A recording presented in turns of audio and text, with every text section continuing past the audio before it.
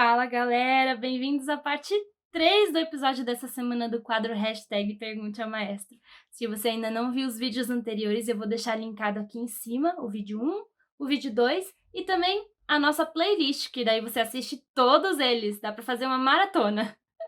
Mas antes, assiste esse aqui, comenta, compartilha com os amigos, dá o seu joinha e se inscreve no canal.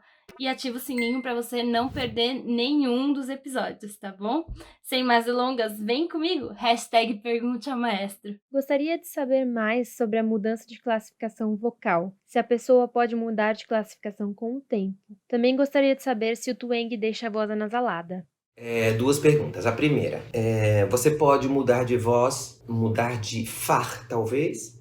Sim. Se o seu far primeiro foi classificado errado, por exemplo, você falou, eita, eu era meso, agora eu sou soprano. Não é bem isso. Já expliquei aqui também, tá? Não se preocupe, eu vou contar uma história engraçada do meu professor, porque quando eu comecei a estudar canto, eu tinha uma tessitura muito ruim, muito curta. Ele dizia assim, você é tão bom maestro, você é bom pianista, você ganhou prêmios internacionais como maestro, pra que você quer cantar? Sua voz é tão esquisita, então, você tem uma tessitura de uma oitava. Então, aí eu falei, não, eu quero cantar.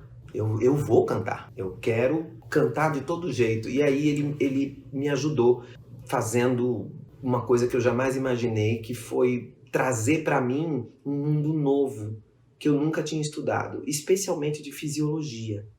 Então, quando eu comecei, eu falava, mas professor, me ajuda. Eu sou tenor, eu sou barítono, né? Porque contratenor não era possível. Aí ele diz assim, você não é nada ainda.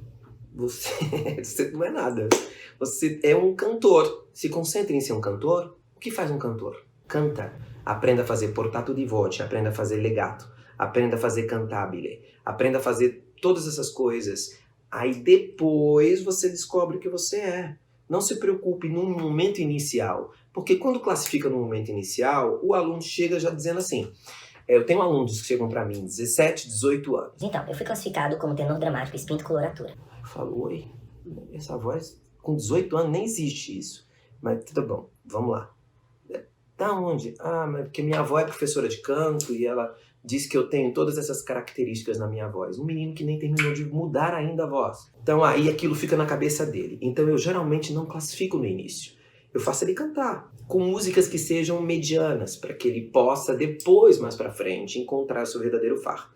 Aí, mais para frente, existe aquele momento que eu falei, que a gente vai descobrir juntos qual é o melhor far para você. E a segunda pergunta é sobre twang. O twang pode deixar a voz nasal? Então, eu já falei isso aqui, mas agora eu vou dar exemplo, tá? Tem um exercício no meu livro que é feito, tá escrito assim, uenha, uenha, uenha. Aí as pessoas fazem assim, ó. Uenha, uenha, uenha, uenha, uenha. Mas não é isso. Não tem CD no meu livro, não tem DVD no meu livro, porque eu não queria que as pessoas copiassem som nenhum. Eu queria que elas fossem atrás de um professor capacitado para saber como fazer o exercício. É o único vocalize que tem no meu livro, para ajudar as pessoas a buscar um pouco de, não só cavidade nasal, como cavidade oral, porque eu não falo sobre essas cavidades no meu livro, porque eu tinha medo que as pessoas ficassem com a voz nasal. Porque quando eu comecei a ensinar belting no Brasil, todo mundo cantava nasal. Era todo mundo assim, de laringe alto. On my own, pretending here's beside me.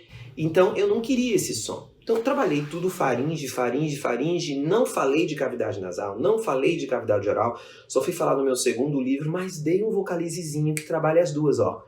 Uenha, uenha. Significa cavidade nasal, cavidade oral.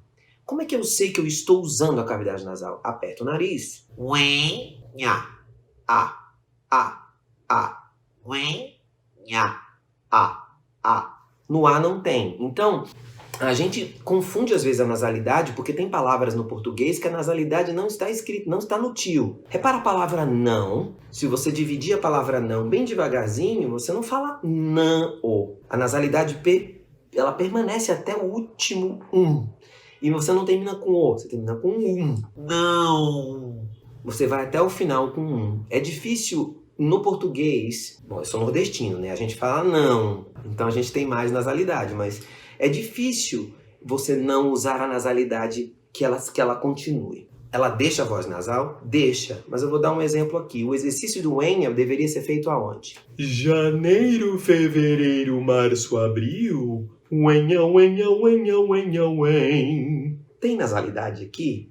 Wenha, wenha, wenha, wenha, wen. Tem nasalidade, mas não essa. Wenha, wenha, wenha, wenha, wen. Então tem o grau de nasalidade. E a nasalidade, na minha opinião, é saudável quando tem a faringe trabalhando junto. Wenha, wenha, wenha, wenha, wen. Se você escutar rapidamente, você não vai achar minha voz nasal, nem vai achar ela frontal. Você vai achar ela posterior. Mas já tem cavidade nasal e cavidade oral sendo trabalhadas. Abriu a boca, tem cavidade oral. Wenha, wenha, wenha, wenha, wen. O A aumentou a cavidade oral. Então, cuidado com isso. Twang, nos Estados Unidos, não existe twang oral e twang nasal. Twang é esse som, que vem twang, é esse som aqui. Então, se o cara pede twang numa música como Astonishing, ele pede pra você cantar Astonishing, vai pra esse lugar. A cavidade nasal, ela é ótima para dar projeção, ela é ótima para tirar desconforto da laringe, porque a ressonância sobe. Mas se eu fechar demais a faringe, a voz fica presa, ó. Astonishing, não consigo sair daqui. Então, astonishing, eu preciso abrir o resto. Então vamos colocar uma coisa na cabeça. No Belting contemporâneo, com o maestro Marconi dando aula e os alunos dele, a cavidade nasal deve ser usada com parcimônia. Ou seja, tudo pronto antes, eu adiciono a cavidade nasal para conseguir finalizar. Aí você diz assim pra mim: Mas por que você não colocou isso no seu livro? Ia ser tão mais fácil. o meu livro não é um livro para você ler e sair fazendo. O meu livro é um livro para você estudar com um professor capacitado. Você precisa de um professor. Eu não acredito num livro de canto que sozinho ensine você a cantar. Porque se isso fosse verdade, não teriam professores de canto. A gente leria tratados, a gente sairia cantando igual todo mundo. Eu vou ler o tratado do Garcia e vou sair cantando igual a melhor aluna dele, Maria Malibran, irmã dele. Não é assim. Precisa de um professor. Realmente precisa. Então, a cavidade nasal, ela deve ser usada com parcimônia, tá? Cuidado com uma coisa. Às vezes, que é a melhor situação, tá? A cavidade nasal, quando ela fica mais, que eu chamo de robusta, perto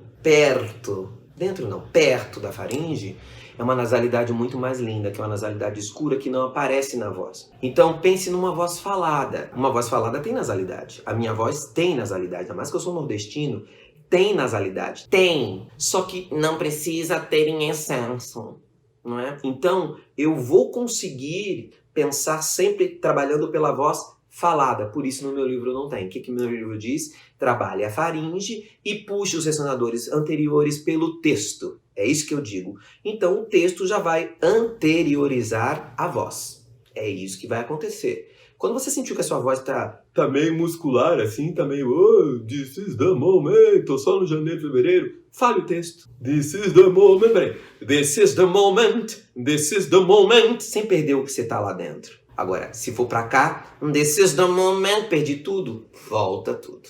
Muito boa pergunta. Cuidado com o twang. Ele não é bom todo o tempo, tá? Tem que ser usado com parcimônia. No aquecimento que você ensina aos seus alunos, quais são os vocalizes? Poderia ensinar para nós? Olha, aquecimento tem alguns no meu segundo livro, o Canto Lírico Contemporâneo, mas eu acho que o aquecimento tem algumas qualidades que precisam ser ressaltadas antes de eu te dar um vocalize. Porque se eu mandar você fazer um vocalize,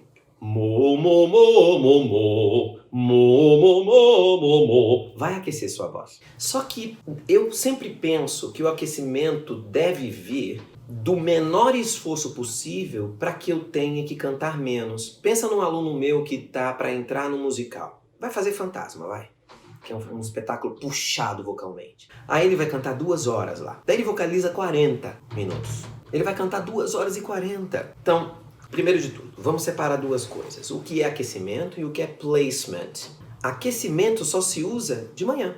Acordei, 50 minutos depois que eu acordei, eu faço todo dia, faço meus aquecimentos, deixo minha voz alta, vou dar aula. Passo o dia inteiro dando aula. Se uma hora eu parei de dar aula, fui comer, fiquei sem cantar, eu faço um placement, que é o quê? Voltar minha voz para o lugar. Fazendo uma piada com os tenores, É o que os tenores fazem antes de entrar na ópera. Mami, mami, mami, mami, mami, mami. A piada do tenor que vai no enterro da mãe e ele fala mami, mami, mami, pra puxar a voz pro esquilo. Então, assim, é uma piada, mas é verdade. Tenores têm essa tendência a fazer placement o tempo inteiro porque é a voz que mais agudo fala em borda densa. Então, quando eles falam grave, cai tudo, ele sente a voz cair. Mas isso não é desaquecer a voz. Aquecer o músculo significa o quê? É um músculo tão pequeno, tão delgado, você aquece rápido. Então o aquecimento tem que ser o quê? Rápido, preciso para o que você quer. Então eu não posso dar um aquecimento aqui tão geral. Vibratórios são bons. Por exemplo. São bons sempre com pouca massa. Exercício da salmodia dos meses do ano, eu adoro para crescer a voz, porque deixa a minha faringe ampla. E também testa a minha voz de manhã para ver como é que ela tá. Se eu tô com uma voz meio pesada, janeiro, fevereiro, ela não vai soar assim. Ela vai soar janeiro, fevereiro, março, abril. Ela falha em alguns lugares, ou porque eu tive refluxo, ou porque eu tô meio dodói. E aí eu testo com pouca massa. Ih, eu não tô bem hoje, hein? Vou alongar mais. Eu uso a salmodia, na verdade, pra testar minha voz de manhã. Todo cantor testa a voz de manhã, tá, gente? Se você é casado com um cantor ou com uma cantora, você vai ver que de manhã cedo, depois que ela levanta, ela faz ih.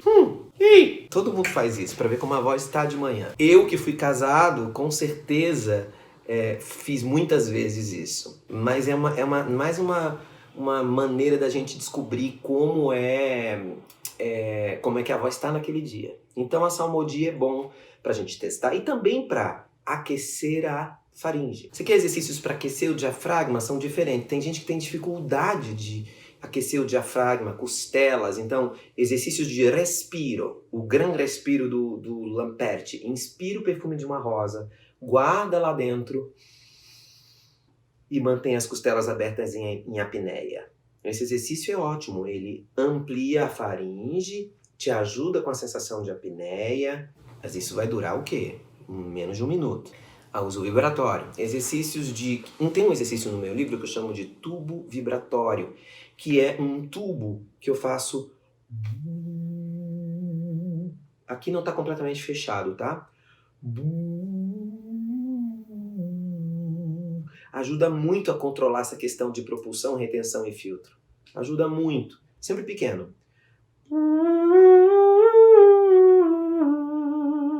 Você vai ver como ele aquece muito rápido. Mas, de novo, depende do que você quer. Então, se você quer aquecer belting, tem que ser de um jeito. Quer aquecer soul, vai ter que ser um calling diferente. Quer aquecer lírico, vai ter que ser um calling diferente. Quer aquecer agilidade? Deixa eu pegar um tom legal aqui.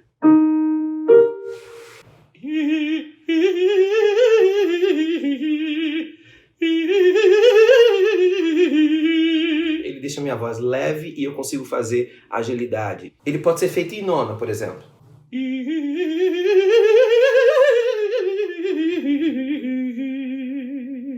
Eu uso esse exercício quando, por exemplo, quero fazer coisas de coloratura e quero deixar minha voz mais leve. Mas tudo muito curto, tudo muito rápido. E quando eu sentir que eu já estou aquecido, aí eu vou cantar. Porque aí a música também vai me ajudar a terminar o meu aquecimento. Tudo isso deve durar no máximo, na minha opinião, no aquecimento. De manhã, 10 minutos, 15 minutos. Agora, existem exercícios de fono também, que você pode usar para aquecer a voz sem fazer muito vocalize. Aí você vai perguntar para uma boa fono quais são, porque eu não vou dar, porque eu não sou fono. Eu até sei, mas não vou te dar, porque eu não sou fono. Cada um no seu lugar. Eu não vou te dar remédio, porque eu não sou médico, não é? Eu não vou te dar exercício de aquecimento de fono, porque eu não sou fono. Nem vou dar exercício de fechamento de fenda, porque eu não sou fono. Eu vou dar exercícios de canto, porque eu sou professor de canto. E é assim que, a não ser que você seja um professor de canto, fono e médico. Aí tudo bem, né? Mas não é o meu caso. Espero ter ajudado. Você tem que descobrir qual é o seu melhor aquecimento para aquilo que você quer, tá bom? O que levar em conta para classificar uma cantora que possui extensão que compreende entre um Si1 e Sol 4? Bom, primeiro de tudo, nós temos que ver se essa classificação que você está usando de Si1, Sol 4 é a brasileira ou é a americana, por exemplo. que muda. Então vamos lá para a brasileira. Esse Dó no centro do piano é o Dó 3. Então, Dó 3, Si 2. Dó 2, Si 1. Então essa é a nota que você diz que é a nota que você canta. Depois passou do Sol 3, que é esse aqui, o Sol 4 é este. Então se você canta daqui, aqui, provavelmente você deve ser um contralto ou um mezzo-soprano. Mas não dá para saber, por quê? Esse Sol 4 pode estar impedido por falta de passagem para você subir mais. E eu até hoje realmente tive pouquíssimos contraltos como aluno, assim, muito poucos. Posso me lembrar de umas quase contraltos, mas a contralto mesmo é a Cláudia Raia, ela desce até um Lá bemol. Então você tá no Si, ela desce até... Desculpa. Eita. Fico tomando suco junto com o negócio, arrotei. Lá bemol. E ela sobe mais ou menos até esse mesmo Sol. Então, a Cláudia é um contralto, não tenho dúvida, porque a tessitura dela é muito parecida com a minha, às vezes. Quando a gente vai cantar junto, lírico, nossas vozes são muito parecidas. Quando a gente belta também. Então, eu sou um contralto, um contratenor contralto, alto. Então, a minha tessitura também vai até esse Sol. É óbvio que eu tenho acesso a notas mais agudas porque aprendi a fazer passágios. Então, eu consigo ir até um Lá, Si bemol de passagem, mas não são notas vendáveis, não são notas boas. Mas isso não basta para te classificar. Não posso dizer, você vai do Si até o Sol, então você é um contralto. Não, porque eu tenho alunas, por exemplo, que são soprano lírico e tem um Ré grave. Então, não dá para saber, porque nós todos temos vozes únicas. E a classificação vocal, ela tem coisas intermediárias, sabe? Existe Far intermediário entre soprano e mezzo-soprano, por exemplo. E por que não pode ter um Far intermediário entre mezzo-soprano e Sol? E mezzo-soprano... Tô ruim hoje. Mezzo-soprano e contralto. O Far intermediário entre soprano e mezzo-soprano é aceito no mundo inteiro. Mas nunca ouvi falar de um Far intermediário entre mezzo-soprano e contralto. Então, mais importante, como são esses graves? Eles projetam, eles não projetam? Você canta que tipo de música? Provavelmente, se você cantar música popular, você transita muito bem nessa tessitura e faz muito bem. Se você é belter, tem problemas com a borda densa, provavelmente, por volta do Sol 3. Se você é lírica, você deve usar mais o mix denso na parte grave da voz e deve ser escura. Quer dizer, estou chutando aqui, tá? Mas o importante é você fazer aula para poder classificar bem esse Far, para você ter certeza de que essas notas estão dentro da sua extensão, ou da sua tessitura. Gente, tô demais hoje. Da sua tessitura e não extensão, porque ter uma nota grave, não quer dizer que essa nota está na minha extensão, eu não vendo ela. Ela tá ali, que bom, mas não presta pra nada. A mim, então, o meu grave é qualquer coisa. Mas tudo bem, eu só preciso de um grave que eu consiga utilizar como contratenor no teatro, que projete. Então depende do estilo que você canta, tudo isso. Exemplo, se você cantar num coral e o maestro te ouvir, ele pode dizer assim, você é uma tenorina, você pode cantar nos tenores, já tive tenorinas, que é uma voz grave, meio contralto, mas que quando vai para o agudo, deixa a cobertura dos tenores toda doce, porque para onde os tenores estão já acabando a voz, ela ainda está bem. Então, uma tenorina num coral é muito bom para ajudar a maciar os tenores. Não vai ter voz quebrando, ela vai ajudar eles, principalmente se ela for boa, vai ajudá-los a fazer com que eles façam as transições melhor. Então, olha aí, já dei várias opções. Se você canta no coral, você vai ser uma tenorina. Classificação assim, rápida, né? Aquela classificação. Como é seu nome? Solange, você é tenorina. No coral de 100 pessoas, você classifica assim, né? Como é seu nome? Sami. Você é soprano. Aí você vai, né? Você vai ouvindo a pessoa e vai classificando assim. Não é bem assim, não é tão simples assim, tá? Classificação vocal. Faz uma aulinha, mostra essas notas pro seu professor e veja quais são as notas da sua extensão que você pode analisar. E aí analise passágios. Aonde são os passágios, como eles ficam mais confortáveis, qual é o brilho de chiaroscuro que você tem, como é o equilíbrio de chiaroscuro. E aí você pode, sim, ter certeza de que você é ou um mezzo-soprano ou um contralto, tá bom? Maestro, Poderia explicar qual é a melhor forma de estudo com o MindVox? Olha, o MindVox é uma ferramenta que eu uso principalmente para o aluno que não tem controle tanto do seu retorno vocal, ou seja, ele não consegue ouvir bem a voz, nem afinação, nem pressão subglótica, nem fechamento. Então, o uso da voz de economia seria o melhor lugar para eu usar o MindVox. Sabe quando eu falei antes nos vídeos aqui que eu uso a salmodia dos meses do ano para testar a voz de manhã, por exemplo? Janeiro, e ver se ela tá fechadinha, se ela não tá vazando, se ela não tá com fry, se ela não tá falhando às vezes. Então, isso vai te ajudar a ouvir com o MindVox melhor o que é que tá faltando. Tô sentindo que tá fechando demais, ó. Janeiro, fevereiro, tô com muito fechamento. Janeiro, fevereiro, tá fraco meu fechamento. Ou, janeiro, fevereiro, tô trocando de borda quando diminuo o volume. Tudo isso vai ser muito mais fácil eu escutar com precisão com o MindVox. Além disso, quando você tem músicas muito demanding, assim, músicas muito que realmente te dão uma demanda muito grande, quando você manda o aluno cantar com o MindVox, instintivamente ele diminui a voz. Então, a probabilidade dele diminuir a massa é muito grande. Então, ele canta menos. E aí, ele se acostuma muscularmente. Então, eu uso o MindVox em duas situações. Uma, para a voz de economia, para ele avaliar a voz dele e ver como ela está e corrigir. Preciso de mais espaço, preciso de afinar melhor, preciso disso aqui, né? E também, quando tem uma música que tem muita demanda e eu tô sentindo que eu tô botando demais, quase gritando. Então tá muito, põe o MindVox, ele vai controlar você, tá? Então, gente, chegamos mais ao final desse episódio. Na verdade, deve vir um bônus por aí, mas a gente está ficando com muitas perguntas, elas estão se multiplicando. Então pode ser que a gente tenha que fazer vídeos fraturados, tá bom? Mas eu agradeço a sua paciência em ouvir tudo que eu tenho para falar e espero você no nosso próximo episódio. Um beijo.